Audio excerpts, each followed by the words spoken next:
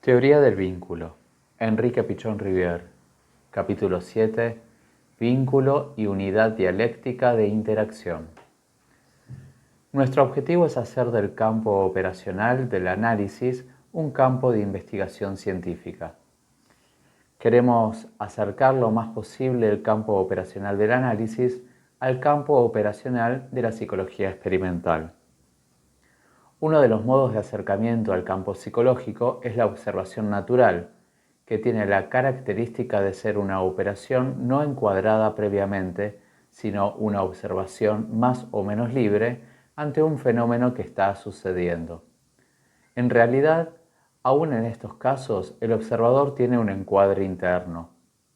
Uno de los errores que se producen más comúnmente es la observación mediante un esquema previo y rígido de lo que está sucediendo en el campo de observación.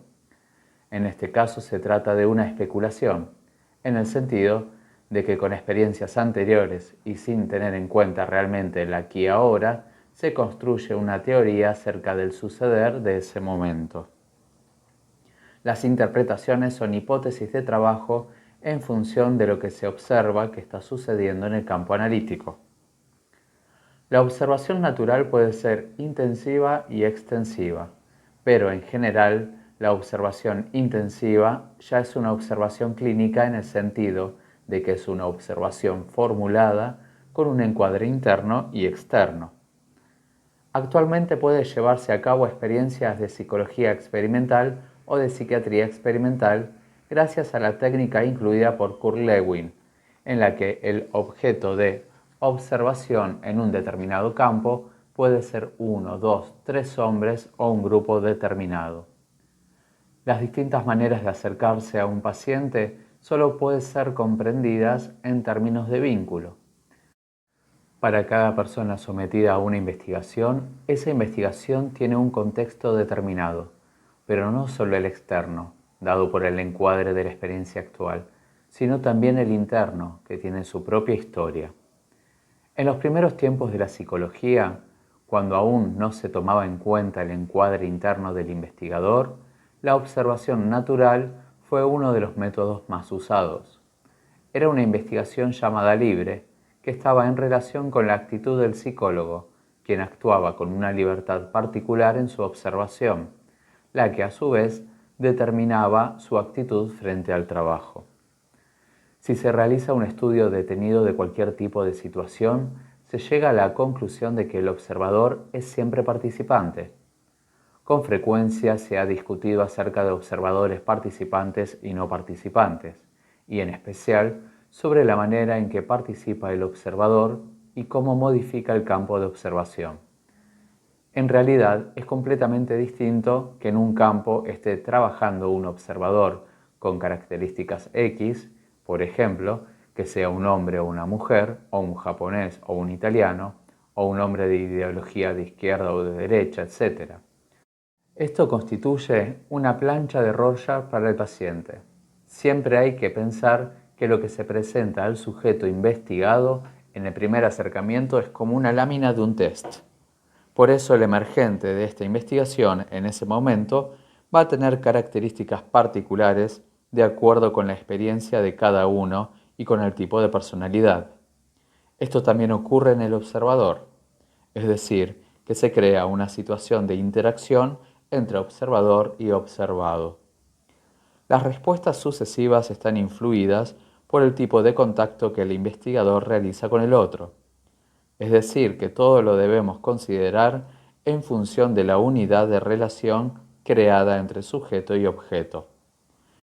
Entre ambos se crea una situación de comunicación e interacción, verbal o no verbal, que modifica permanentemente el campo de trabajo. Posiblemente el que incluye el elemento más importante es el que investiga, a causa de la actitud que asume frente al paciente. De esta manera, se crea entre los dos una situación de contacto. Por ejemplo, el estudio de la esquizofrenia quedó estancado alrededor del año 1920, porque en la relación entre psiquiatra y paciente, o entre esquizofrénico y mundo exterior, no se incluyeron los conceptos de relación de objeto y de vínculo vistos desde afuera. Posteriormente se descubre que en la psicosis el vínculo, aunque está perdido con respecto al afuera, el mundo exterior, predomina en cambio hacia adentro. Solamente con el descubrimiento de la relación de objetos internos y externos en intercambio constante de introyección y proyección y de la existencia de fantasías inconscientes permanentemente incluidas en el proceso de la comunicación, se hace posible un manejo de esa situación por parte del psicólogo. Podemos decir que cuanto más repetitiva es la conducta de un paciente, más enfermo está el sujeto, en la medida en que no evoluciona de una pauta de conducta a otra, sino que tiende a repetirse sistemáticamente. Un sujeto puede aprender a manejarse con sus ansiedades y con el mundo a través de una determinada pauta de conducta, que luego repite sistemáticamente. En esto puede consistir la psicopatía. Por eso el tratamiento de los psicópatas, antes de la elaboración de estos conceptos de la teoría del vínculo, era más difícil de manejar que en el momento actual en que nos manejamos con las relaciones de objeto. El psicótico o el esquizofrénico eran considerados como personas ausentes del mundo y sin posibilidad de conexión. De ahí provenía la idea de que eran inaccesibles a la terapia psicoanalítica.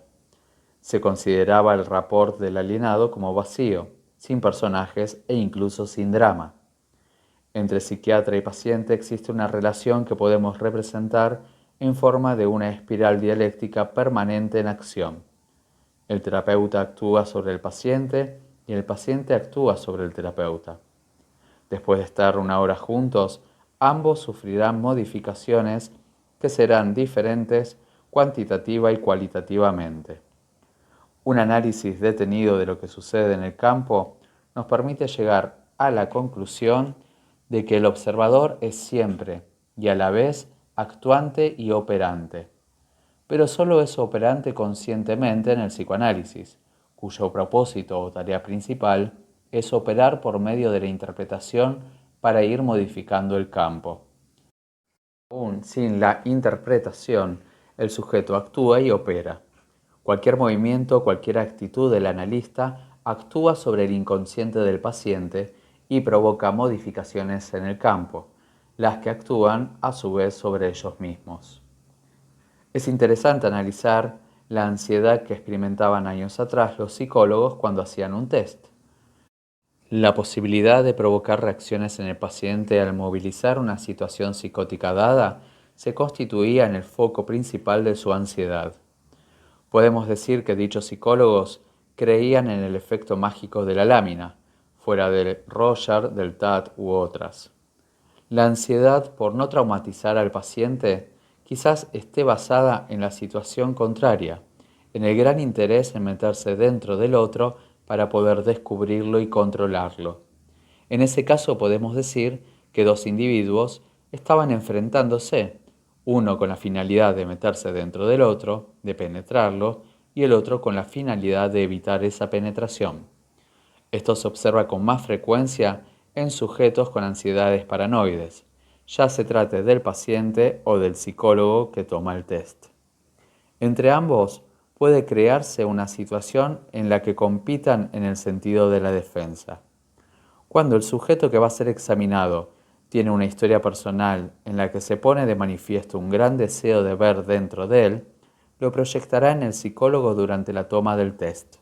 Entonces, el grado de temor a ser descubierto que experimenta el sujeto que consulta es de tal magnitud que puede aparecer en él síntomas paranoides, así como fantasías de destruir al observador y la prueba. Es importante señalar que interpretar tiene una significación diferente para cada uno de nosotros. Esto hace necesario que analicemos las fantasías del analista, así como su situación en el campo operacional y sus dificultades en el campo perceptivo. La situación contratransferencial empieza entonces a tener sentido. Aquí podemos describir cómo, en nuestro trabajo, nos sentimos a veces más dispuestos a analizar en un determinado vector que en otro y con un paciente dado. Esto tiene tanta importancia que se hace necesario ampliar progresivamente nuestro campo de observación y de operación. Existe la posibilidad de formar mejores operadores en el campo del análisis si incluimos el análisis de los vínculos establecidos entre paciente y psicoanalista y viceversa, al mismo tiempo que el análisis del esquema referencial que utilizamos para acercarnos al paciente. La manera de configurar la interpretación, la forma de administrar la interpretación, el momento elegido y, por decirlo así, la pasividad o la violencia con que se administra la interpretación dependen de la fantasía del acto de analizar que tenga el terapeuta en ese momento. En cierta medida, el analista repite un rol que se le ha adjudicado o que él ha asumido en su infancia o en otro momento de su historia. Cada rol tiene una historia personal. El rol es retomado generalmente en la situación analítica y puede llegar a funcionar con cierta autonomía en la psicosis. En la medida que un rol anterior superado, reprimido o elaborado de otra manera, vuelve a recrearse, tomando la actividad central del yo y determinando una conducta en el sujeto que resulte desconocida para él mismo, en ese momento surge la vivencia de enloquecer, hasta que poco a poco el sujeto es invadido totalmente. Adquiere entonces las características de un personaje que ya había desaparecido de la escena interior del paciente. El que observa ese proceso puede tener frente a ese cambio de rol la vivencia de enloquecer. Es como si surgiera de nuevo aquel personaje que ya había desaparecido del contexto de la vida de ese sujeto, presentándose de golpe como una persona que está actuando y cumpliendo funciones en relación con una edad muy lejana. Podemos decir que hay un retorno de lo reprimido. En realidad el sujeto está administrando un rol y entonces la diferencia entre la edad cronológica y la edad en que se muestra súbitamente durante la crisis hace aparecer esa vivencia como una cosa demoníaca, como una cosa de posesión siniestra. En su estudio sobre lo siniestro, Freud vincula la vivencia de lo siniestro frente a la locura como una reaparición, un redescubrimiento o una recreación de una cosa ya superada y olvidada. Representaría la fuerza de los fantasmas, como en el caso de Hamlet, la vuelta del fantasma del padre. El paciente de golpe puede tener la vivencia de lo ya vivido frente a una persona nueva, porque ha colocado en ella un objeto interno, ha establecido un vínculo particular y recreado un rol en ese momento. Cada uno de nosotros en nuestra vida diaria desempeña múltiples roles, es decir, maneja diferentes maneras de enfrentar los problemas. Los roles que asumimos y los roles que nos adjudican suelen ser muy contradictorios, de ahí que una persona actúa de diferentes maneras. En el análisis se observa con frecuencia que un paciente se comporta de una manera dada dentro del consultorio y de otra fuera, donde se muestra muy distinto. Esto se debe a que la división de la personalidad es un problema que solo ahora ha entrado francamente dentro de la terapia, y ello nos permite explicarnos que un sujeto puede desempeñar varios roles. Pero es el grado de coherencia entre los diferentes roles lo que nos indicará el grado de madurez. El sujeto más integrado es aquel cuyos roles tienen una secuencia y una coherencia interna. Esto se produce cuando ha centrado sus diferentes roles en lo que puede llamarse el núcleo existencial, dándole una coherencia y un sentido a la vida en la medida en que los roles no son tan diferentes. En cambio, cuando la división determina la asunción de roles muy diferentes, se dice que la persona tiene múltiples personalidades. Es importante reubicar el estudio de la personalidad tomando en cuenta sus mecanismos de división, la asunción y adjudicación de roles y la coherencia de los mismos.